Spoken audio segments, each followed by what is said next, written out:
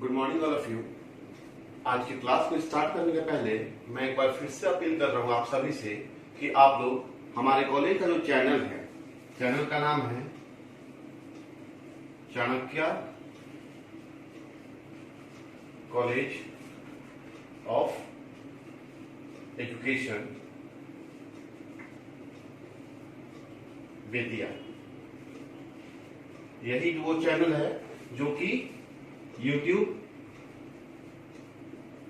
पे हमारे कॉलेज के नाम से है और इसी चैनल पे हमारा जो भी ई लर्निंग का प्रोग्राम चल रहा है वो इसी चैनल के माध्यम से सारे प्रोफेसर्स का, सारे लेक्चरर्स का क्लास इसी चैनल पे अपलोड हो रहा है। तो आप सभी से रिक्वेस्ट है कि आप लोग इस चैनल को सब्सक्राइब कीजिए, लाइक कीजिए और शेयर कीजिए। शेयर इसलिए ताकि अभी तक जो स्टूडेंट इस चैनल से नहीं जुड़ पाए हैं वो सारे स्टूडेंट इस चैनल पे जुड़ सके और अपने बाधित पढ़ाई को पूरा करने का काम करें। अब हम चलते हैं अपने आज की क्लास की तरफ। तो आज का क्लास हम लोगों का जो होगा वो बीएड फर्स्ट ईयर से बीएड फर्स्ट ईयर का होगा और paper C4 language across the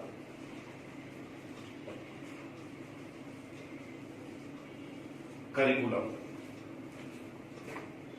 आज का क्लास जो हम लोगों का होगा लैंग्वेज अक्रॉस द करिकुलम, पाठ्यक्रम में भाषा। इसके अंतर्गत हम लोग यूनिट फर्स्ट को देखे थे जिसमें जिन पियाजे का संज्ञानात्मक विकास, इंटेलेक्चुअल डेवलपमेंट क्या है उसके बारे में लास्ट क्लास में चर्चा हुई थी। लेकिन आज जिस टॉपिक पे हम लोग बात करेंगे, जिस टॉपिक को हम लोग डिस्कस करेंगे वो भी टॉपिक अपने आप में बहुत ही इंपॉर्टेंट है और खास एग्जाम के लिए। तो आज का जो टॉपिक है हमारा वो है बच्चों में भाषाई विकास, अर्थात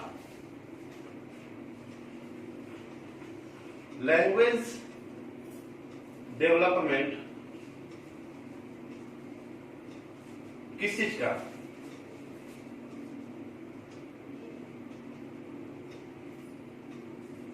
फॉर चिल्ड्रेन। तो हम कह सकते हैं लैंग्वेज डेवलपमेंट फॉर चिल्ड्रेन। तो आज हम लोग इसी के ऊपर डिस्कस करेंगे। तो आइए हम लोग देखते हैं कि कैसे बच्चों में भाषाई विकास किया जा सकता है, या बच्चों का जो भाषाई विकास है, बच्चों के अंतर्गत जो भाषा का विकास होता है वो कैसे होता है। तो उसके कुछ नियमबद्ध चरण हैं जिसके कारण बच्चों का भाषा विकास हो पाता है। तो अब हम देखेंगे कि बच्चों में भाषाई विकास, लैंग्वेज डेवलपमेंट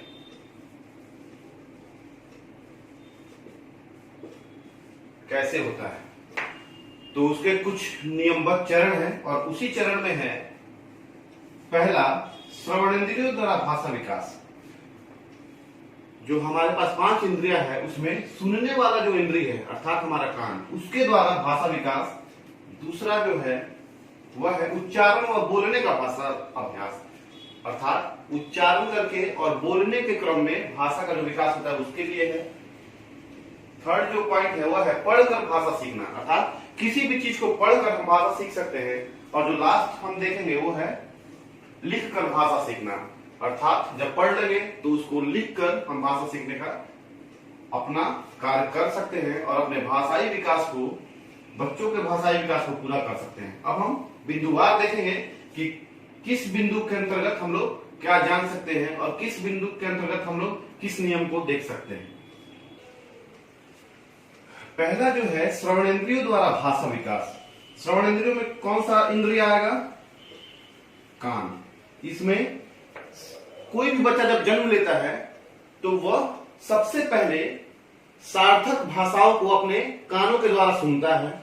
चूंकि अगर किसी भी बच्चे का श्रवण शक्ति, सुनने की क्षमता अगर प्रबल है तो वह किसी भी भाषा को जल्दी से जल्दी मजबूती के साथ सीखने का कार्य कर सकता है। तो हम इस बात को मान सकते हैं या ये बात मानना भी होगा कि जो श्रवण शक्ति है वो प्रबल होना भाषाई विकास के लिए मस्ट है। तो इसमें जो हमारा कान का प्रयोग है अर्थात श्रवण जोड़ इंद्रिय। श्रवण का मतलब सुनना और इंद्रिय का मतलब जो 5 इंद्रियां हैं हमारे पास, जो 5 सेंस है, उसमें एक सेंस कान भी है जिससे हम सुन पाते हैं।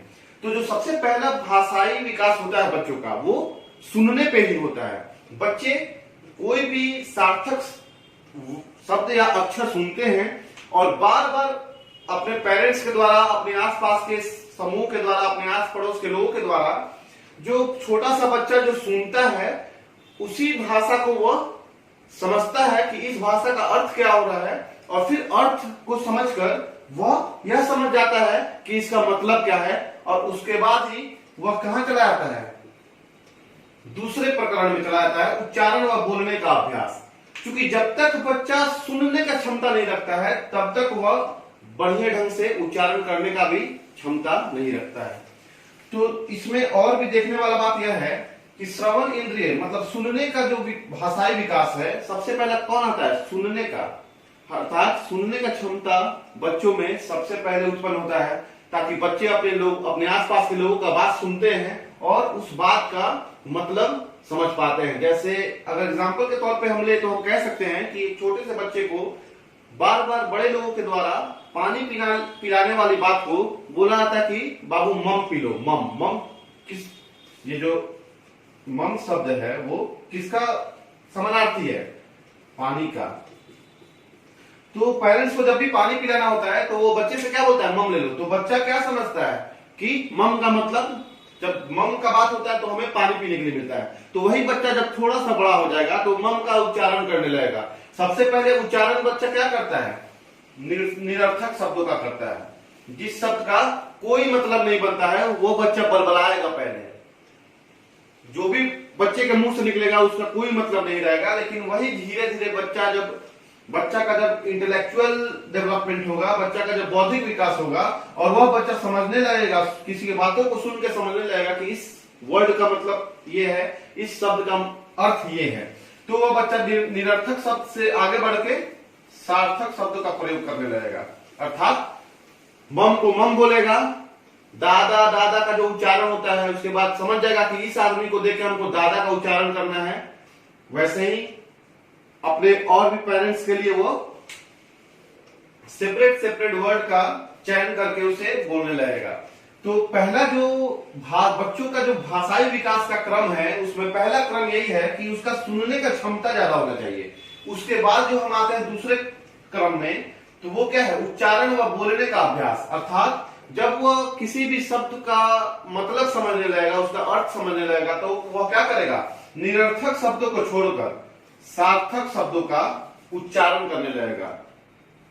तो यहाँ पे ये उच्चारण कहां डिनोट करेगा, भाषाई विकास को। वह बच्चा अपने भाषा को विकसित करने लगेगा, बोल के उच्चारण करेगा, उसको बार बार दोहराएगा। एक ही चीज का अभ्यास यहाँ है ना, बात अभ्यास का, उच्चारण व बोलने का अभ्यास। किस चीज का अभ्यास, उच्चारण करने का अभ्यास और बोलने का अभ्यास। किसी भी बात को बार बार दोहराएगा। तो हम सभी जानते हैं कि मनुष्य के जीवन में कोई भी काम जटिल से सरलता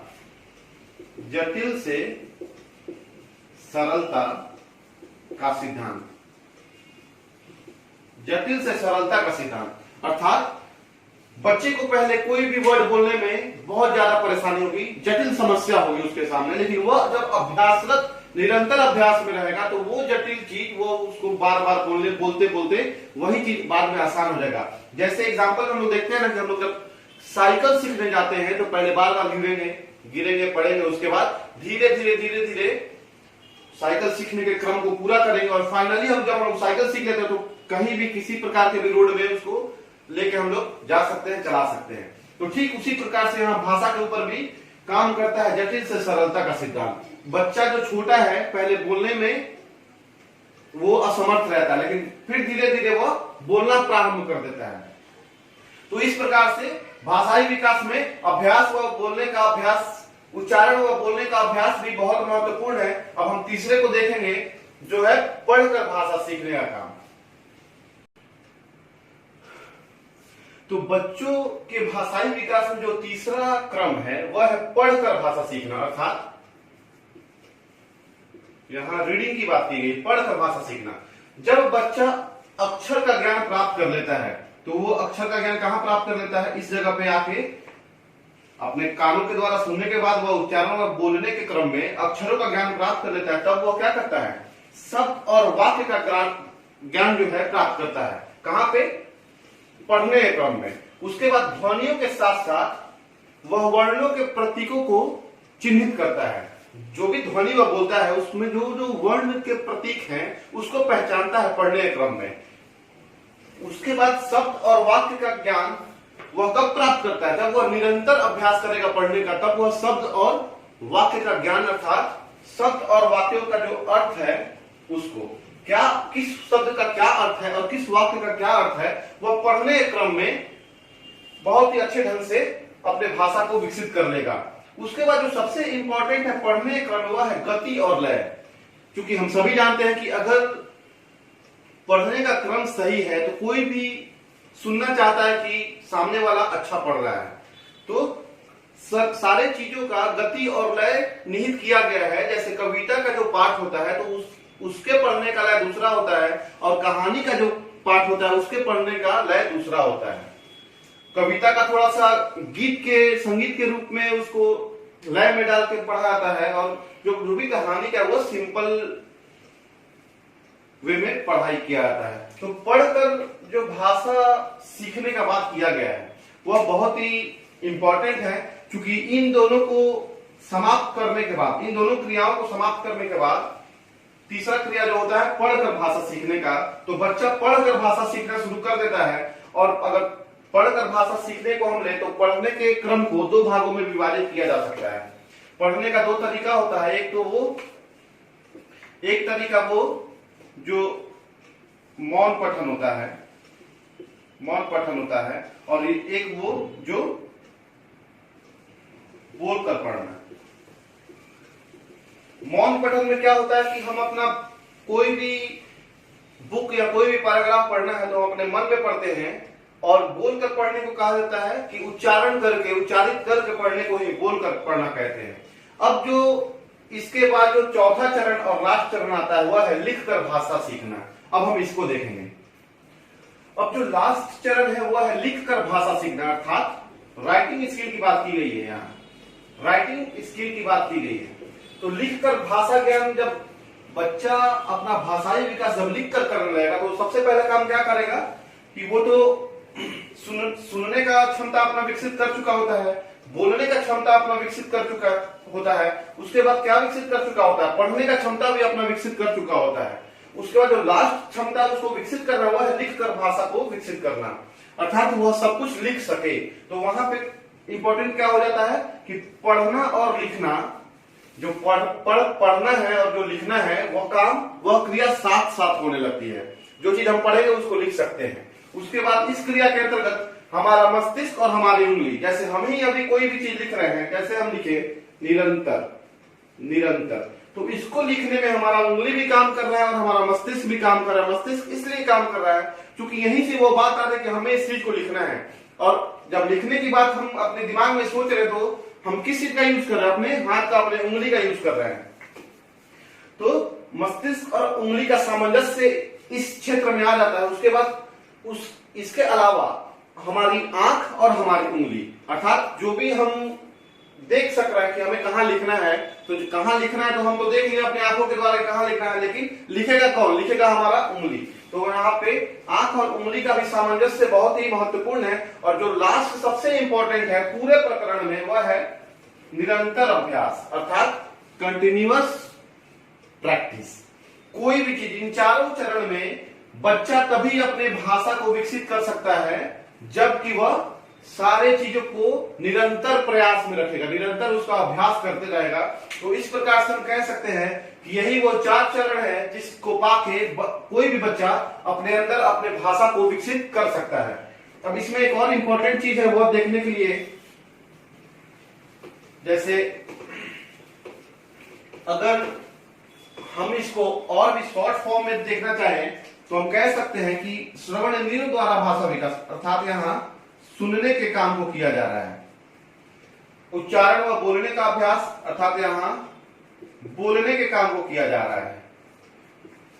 फिर पढ़कर सीखना, अर्थात यहाँ पढ़ने के काम को किया जा रहा है। और यहां लास्ट लिखकर भाषा सीखना, अर्थात यहां लिखने का काम किया जा रहा है। तो अब सारे चारों वर्ड का अगर हम पहला वर्ड ले लें, यहां पे सु, यहां पे बो, यहां पे प, पढ़ने का प, और यहां पे लिखने का ली, तो हमें क्या प्राप्त होगा? सु, बो, प और ली। तो इसे हम लिख सकते हैं कि सुबो पली, यही वो वर्ड है और यही वो ट्रिक है जिससे कि हम या कोई भी, आप सभी इस क्वेश्चन का आंसर दे सकते हैं। अगर क्वेश्चन आता है कि बच्चों में भाषाई विकास कैसे होता है, तो हम लोग क्या किन बात को ध्यान रखेंगे? इसी सुबोपली जो फार्मूला है, सुबोपली अर्थात सुनना, बोलना, पढ़ना और लिखना, यही वो 4 क्रियाओं को करके कोई भी बच्चा अपने अंदर भाषाई विकास को पूरा कर सकता है। आप सभी लोग, मैं आशा करता हूं कि आप सभी लोग इस वर्ड से वाकिफ होंगे। तो ये वर्ड जो है सुबोपली, यह वर्ड यहीं से आता है, इन्हीं 4 क्रियाओं को करने के बाद यह वर्ड प्राप्त होता है। तो मैं आशा करता हूं कि आप सभी को ये पूरा प्रकरण बहुत ही आसानी तरीके से, बहुत ही सरल रूप से समझ में आ चुका होगा कि बच्चों में भाषाई विकास कैसे होता है। अगर इसके ऊपर लिखने का है तो आप लोग अपने भाषा में, अपने भाषाई ज्ञान को दिमाग में रखते हुए आप इसका बहुत ही सुदृढ़ तरीके से उत्तर लिख सकते हैं। Thank you.